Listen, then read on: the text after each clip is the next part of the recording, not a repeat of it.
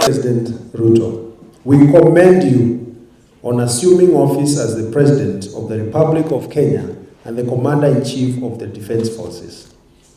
We now call upon you to commit your efforts and focus on delivering on the constitutional mandate of your office and the commitments you made to Kenyans during the campaigns.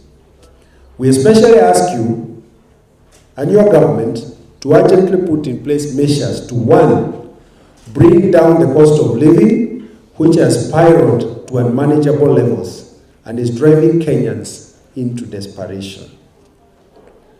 If not addressed soon, this could be a driver for instability. B, declare famine and drought a national disaster to facilitate concentration of effort and resources to safeguard the lives of Kenyans and livestock from imminent death and malnutrition. And 3, initiate a national youth engagement program that will address the economic and socio-political exclusion of the youth in this republic. And D, strengthen state agencies and constitutional commissions so that they can play their role in protecting the welfare of Kenyans. Brothers and sisters serving in the Independent Electoral and Boundaries Commission, we thank you for the work you have done. However, Kenyans are concerned about the divisions within your ranks that threaten the credibility of the electoral framework of our nation.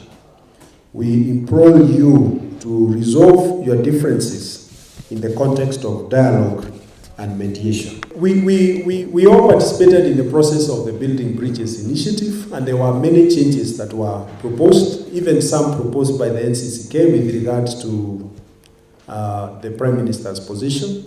But we all know that the BBI was nullified by the Supreme Court. And therefore, we are urging, if indeed the new administration is keen on establishing an office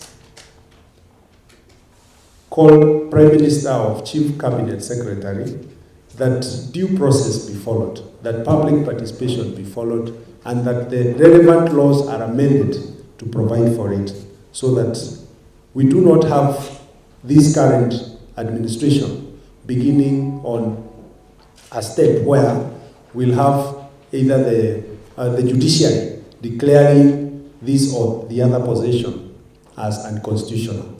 We already know that the CAS position, for example, are declared unconstitutional by the court. So we'd like to see that this new administration is established on a foundation of the rule of law and respect for the constitution, the national debt, both domestic and international. Our economy is still growing if you look at our GDP. And the advice we have gotten from economists is that the debt that we have can only be sustainable if the economy is growing. And therefore, it is important that the current administration comes up with strategies that can grow the economy, that can be able to repay the debt, and be able to meet the needs of our people.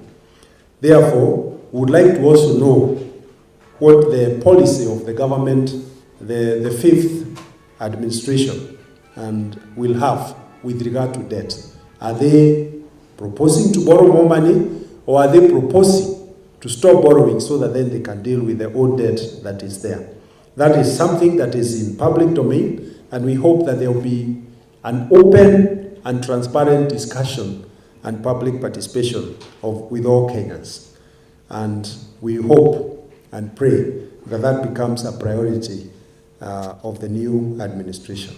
Leave this place. So for the church leaders and the religious leaders, please convey our greetings. Mimi ni mtu wa KGC kabisa. Baba na mama.